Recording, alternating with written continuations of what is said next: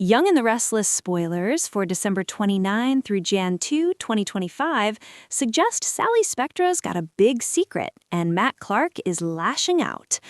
As we always do on Early Edition Day, we start with what's coming this week, then dive into what's ahead next week. Young and Restless spoilers, Billy celebrates with his kids. So on Wednesday, December 24th, we've got Katie Newman, Victoria Newman, and Johnny Abbott dropping in on Billy Abbott and Sally at their house. And they've brought a little Charlie Brown Christmas tree. It's a little sad, it's a little cute. They've got no ornaments, no nothing. So Sally pops some popcorn and teaches Billy's kids how to string it. It was what Sally did back when it was a meager Christmas and slim pickings around the whole Christmas tree thing. Johnny asks about Abbott.com versus Newman Media and what's the difference, and Billy says they have integrity and they aren't attacking people with lies and speculation. But Johnny, being the kid that he is, has to remind his dad that he gambled away Jabot. Remember that terrible yacht name? Billy admits that it was a mistake, but also that he's learned from his mistakes, and he credits Sally with being good for him. Young and Restless spoilers, Sally worries about Billy. Victoria and Sally discuss Billy's big changes when he steps out of the room with the kids, and they both hope that these are legit changes. They worry about his anger at Jill Abbott and also at Victor Newman, and Victoria fully credits Sally for this new chill that he has, and she does think Billy really cares about her. Sally admits to Victoria that Billy reminds her of her dad, who was also a gambler, who would lose big and then start boozing when he failed, and then he would up and evaporate. Sally said she picked her dad up time and again, so Victoria wonders if Sally is doing the same thing with Billy, trying to save him. He overhears his ex talking and Sally telling Victoria about her dad letting her down. There was this one Christmas when he promised her a sewing machine, and not only did she not get the sewing machine, her dad bailed completely on her at Christmas. She tells Victoria Billy has made her promises about Abbott.com, and they were on and off again with a lot of disappointments. And Sally tells Victoria she can't survive Billy letting her down again. And then Sally says she's sorry for dumping her trauma on Victoria, but Victoria's glad that Sally shared it. The kids made a tinfoil star for the tree, and then they take off with Victoria, and Billy tells Sally how grateful he is to have her, and they get to smooching. Victor and Nikki's tense Christmas truce, gifts and ghosts of Christmas past. Meanwhile, Victor is surprised to see Nikki Newman home at the new ranch. He thought she wouldn't be there. She reminds Victor it's Christmas Eve, and he reminds Nikki she said she was going to leave him, and she tells Victor she is still mad, but Christmas is about family, and that's why she's at home. Nikki's thinking back to their first Christmas in that house at the new ranch, and she said, Claire Grace Newman was home, finally, and Cole was still alive, and Victor wants a truce for the holidays, and Nikki agrees, but insists that what he's doing to Jack Abbott is wrong, and she's not going to change her mind on that. Victor's got a gift for her, and Nikki says a gift won't change her mind either, but it's pretty impressive. It's a ruby and diamond necklace that belonged to the mother of Marie Antoinette. Victor's happy she likes it, but Nikki says again she won't change her mind. Victor claims he just wants a nice Christmas.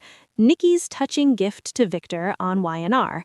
Nikki gives Victor a gift, a personal journal of some German philosopher I've never heard of. Nikki and Victor talk about their many Christmases over the years. We got a flashback to a Christmas past when a younger Nikki brought Victor a tiny tree and said it looked like Scrooge lives at his house. Victor tells Nikki that tree meant so much to him and talks about his mom leaving him at an orphanage at age 7 because she couldn't feed him after his dad left. And then Victor talks about being amazed at all the blessings he has now when he had nothing back then as a kid. They kiss, and it's sweet for the moment, but I expect that warfare will resume in the new year. A romantic Christmas for Jack and Diane, lavish gifts and naughty plans. Diane Jenkins greets Jack with eggnog and a kiss at the mansion, and she jokes about Victor giving them a nightmare before Christmas, but she just wants to forget it all tonight. Everybody else is out of the house, and Jack wants to get naughty, and Diane talks about how much Jack has given her, how much she loves him, and says she has everything she wants, and that is Jack and another chance with her son Kyle Abbott. Love in her life, all that. They swap gifts. Diane got Jack a first edition of Max Factor's autobiography. He was the main man in movie makeup back in the day, if you don't know the name. Diane says that guy reminds her of John Abbott, and Jack got Diane a necklace that once belonged to Coco Chanel. So yeah, Jack and Victor both got Nikki and Diane historical jewelry, and they got the guys historical books, and there's kisses all around. Young and Restless weekly spoilers, a Christmas rerun and New Year's drama. Thursday, December 25th, it's Christmas Day, and we've got a rerun of Young and Restless. We are going to relive Victor getting the Ebenezer Scrooge treatment with 3 visits from his past. This is an episode that originally aired December 23rd, 2010. On Friday, December 26th, we're back to new, and Michael Baldwin and Lauren Fenmore are discussing the pros and cons of helping the Abbotts. Lauren thinks getting the AI away from Victor is more important than him possibly being ticked off at Michael for going behind his back to help Jack and Diane. Adam is stunned when Chelsea hits him with an ultimatum.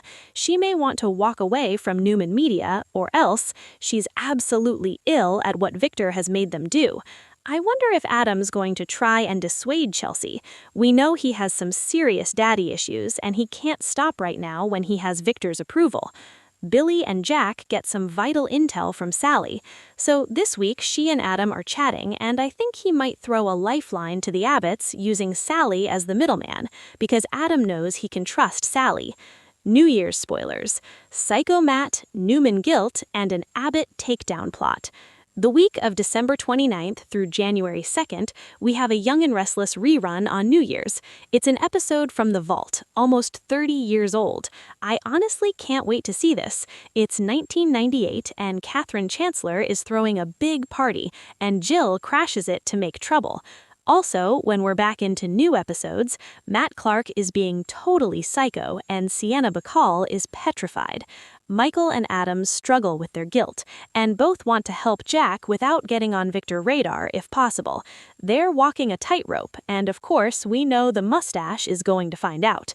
Claire will not relent on her takedown Audra Charles plot with Kyle and Burrow, and Burrow may get her some info. Sally and Billy are excited about AbbotCom, but worried about Victor, the AI, and what's happening at Jabot. Victor and Nikki had that Christmas truce, but their fight may be on like Donkey Kong again in the new year, unless something big changes. Phyllis's risky AI heist and family drama unfolds. Daniel Romalotti is still watching his mother, Phyllis Summers, very closely. Daniel's got an eagle eye on her because he knows she put Jabot at risk by stealing Kane Ashby's AI and giving it to Victor. But Phyllis really hopes that getting Jack to give Marchetti to Summer Newman will get her kids to chill out on her. I do think that'll happen.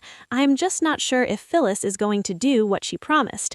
Noah Romalotti is determined to sacrifice anything and everything to save Sienna, and his parents don't like it. Noah is making rash, emotional choices that could put his life on the line again. And Phyllis is ready to go after the AI to steal it back. But I worry that Victor's tech team may have put up guardrails because he may have expected Phyllis to try this move.